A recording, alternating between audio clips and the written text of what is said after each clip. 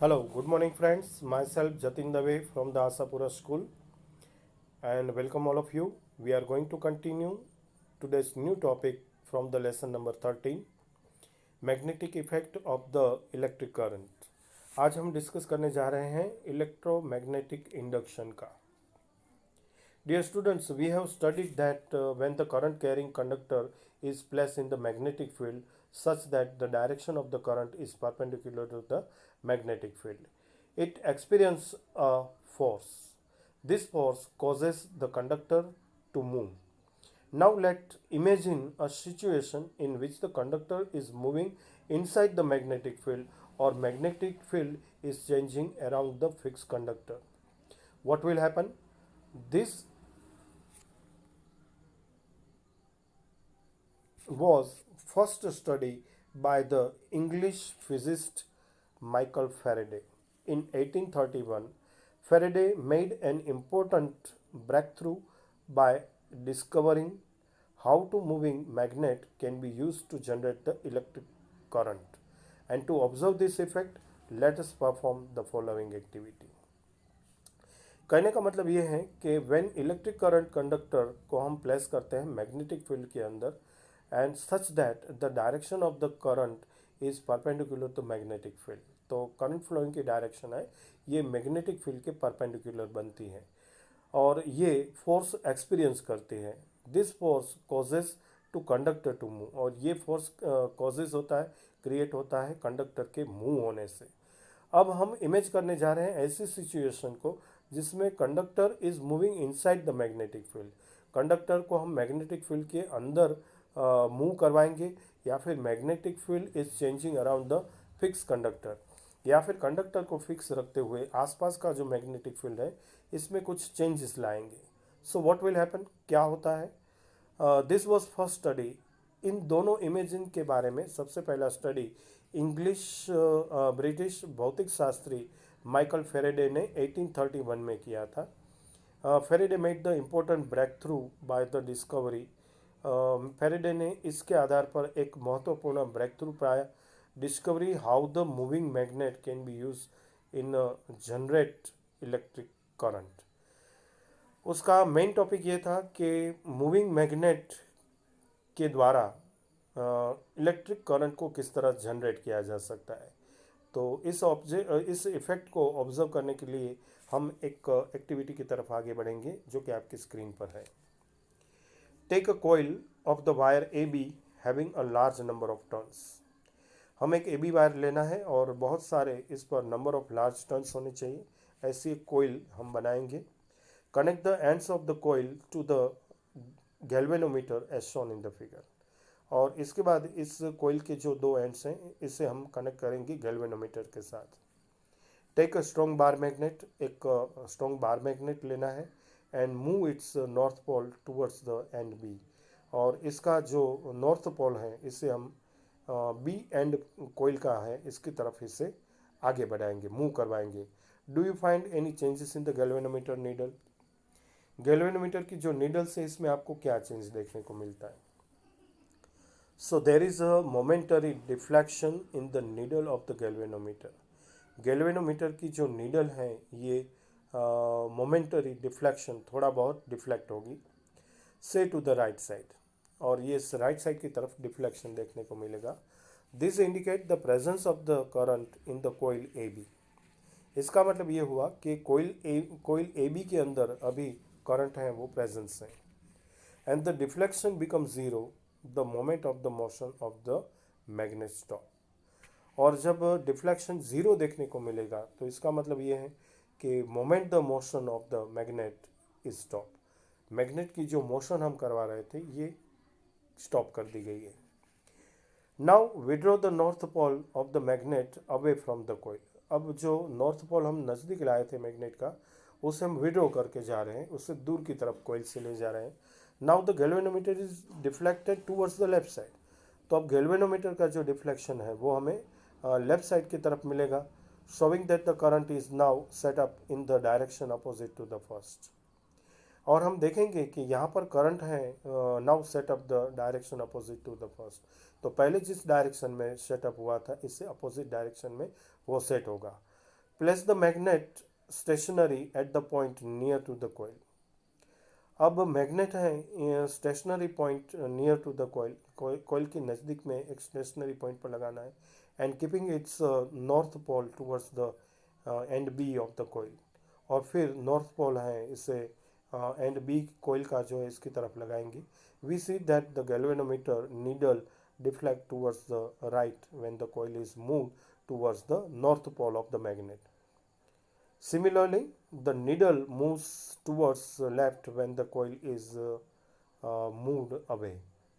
तो यहाँ पर हम देखेंगे कि जब हमने मैग्नेटिक जो कि मैग्नेट स्टेशनरी मैग्नेट था इसे हमने नियर टू द कॉइल लगाया, keeping its north pole towards the end of the B in a coil. तो हमने देखा कि गैल्वेनोमीटर का जो नीडल है वो डिफ्लेक्ट हुआ था towards the right hand side और coil move towards the north pole of the magnet किया। तो सिमिलरली नीडल है वो मूव कर गया था towards the left side and when the coil is move away. So when the coil is kept stationary with the respect of the magnet, the deflection of the galvanometer drop to zero. Now what do we conclude for this activity? तो अभी हमने जो activity की ये आपकी screen पर figure number 13.16 के माध्यम से moving a magnet towards a coil set up a current in the coil circuit as indicate by the deflection of the galvanometer needle. यहाँ पर एक छोटी सी जानकारी आपके लिए गैल्वेनोमीटर के बारे में। A galvanometer as an instrument that can detect the presence of the current in the circuit. Galvanometer का काम है सर्किट के अंदर अगर जो करंट प्रेजेंट है तो उस प्रेजेंस ऑफ द करंट को शो करना। इसमें एक पॉइंटर लगा हुआ है, remains at the zero means centre of the scale. उसके अंदर जो स्केल लगा है ज़्यादातर point remains at the zero पर लगा हुआ होता है जब ज़ीरो करंट इसमें से पास थ्रू होता है। जब कोई करंट पास थ्रू नहीं होता है इसका मतलब ये तो जो पॉइंटर है वो ज़ीरो पर लगा हुआ होता है। It can deflect either to the left or right side of the zero mark depending on the direction of the current. तो करंट की जिस तरह डायरेक्शन होगी उस डायरेक्शन के हिसाब से जब इसमें से करंट पास थ्रू होता है तो राइट साइड की तरफ या फिर लेफ्ट साइड की तरफ ये डिफ्लेक्ट होता है।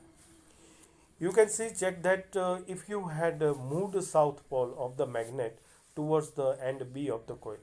अब यही एक्टिविटी थोड़ा चेंज करके करते हैं कि हमारी जो कोयल थी यहाँ पर उसका जो बी एंड पॉइंट था उस एंड पॉइंट की तरफ हम मैग्नेट का साउथ पोल धीरे धीरे उसकी तरफ भेजते हैं। The deflection of the galvanometer would just be opposite to the previous case. तो पहले जो हमें डिफ्लेक्शन देखने को मिला था बिल्कुल इसका अपोजिट यहाँ पर डिफ्लेक्शन देखने को मिलेगा। And when the coil and the magnet are both stationary, और जब दोनों को स्थिर कर दिया जाएगा कोइल और मैग्नेट को, there is no deflection in the galvanometer. तो गैल्वेनोमीटर किसी भी तरीके का कोई डिफ्लेक्शन नहीं देगा। It is thus clear from this activity. तो इस एक्टिविटी से एक बात एकदम क्लियर हो जाती है कि motion of the magnet which respect to the coil produce on induce potential differences.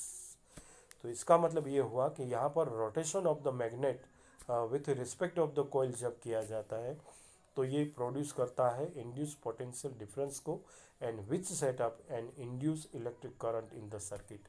और इसके कारण सर्किट के अंदर इंड्यूस इलेक्ट्रिक करंट प्रोड्यूस होता है जिसे हम कहेंगे विद्युत प्रेरण के द्वारा प्रेरित प्रवाह, विद्युत प्रेरित प्रवाह। देखिए अब एक छोटी सी जानकारी इस वीडियो में आगे चलते हुए हम देखने जा रहे हैं माइकल फैराडे के बारे में जिन्होंने इस एक्टिविटी को अंजाम दिया था। Michael Faraday was an experimental physicist. ये एक प्रयोगशील वैज्ञानिक थे। He had no formal education, उन्होंने कोई फॉर्मल एजुकेशन भी नहीं लिया था। He work in a book binding shop during his early years. शुरू के दिनों में उन्होंने बुक बाइंडिंग की एक शॉप में नौकरी कर ली थी। He use to read books that come for the binding, और बाइंडिंग करते करते जो भी किताबें उनके हाथ में आती उसे वो पढ़ लेते थे। This way Faraday develop his the interest in the science, और इस तरह धीरे धीरे फेरेडे को साइंस में इंटरेस्ट जगा। He got an opportunity to listen to the some public lecture by the Humphry Davy of the Royal Institute. इसके बाद उन्हें एक अपॉर्चुनिटी मिली, एक तक मिली हम्फ्री डेवी के लेक्चर्स को रॉयल इंस्टीट्यूट में सुनने की। And he made careful notes of the Davy's lecture and sent them to Davy. तो इस लेक्चर को सुनने के बाद उन्होंने केयरफुली एक नोट लिखा डेवी ने जो भी लेक्चर में कहा था उसके बारे में, और फिर ये हम्फ्री डेवी को उन्होंने सेंड कर दिया। Soon he was made an assistant in Davy's laboratory at the Royal Institute. और इसके बाद हम्फ्री डेवी ने उसे अपने पास बुलाया और उसने उसे अपना असिस्टेंट बना लिया, और इससे रॉयल इंस्टीट्यूट की लैब में इस तरह काम मिल गया।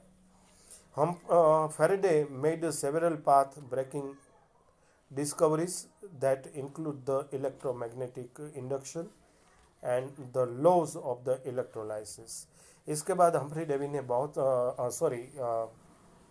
इसके बाद माइकल फेरेडे ने बहुत सारे प्रयोग किए, और पाथ ब्रेकिंग डिस्कवरी उनकी ये थी कि उन्होंने इंक्लूड इलेक्ट्रोमैग्नेटिक इंडक्शन के ऊपर काम किया, और लॉ ऑफ इलेक्ट्रोलिसिस उन्होंने किया। Several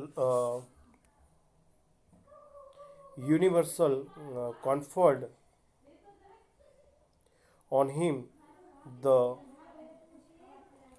honorary degrees, but he turned down such honors. Faraday loved his science work more than any honors। तो फेरेडे इस तरह से अपनी उन्होंने साइंस यात्रा की थी, और उसे दूसरे किसी भी सम्मान से ज़्यादा साइंस के प्रति जो उनका लगाव था, साइंस के प्रति जो उनके प्रयोग थे, ये उन्हें ज़्यादा पसंद आए थे।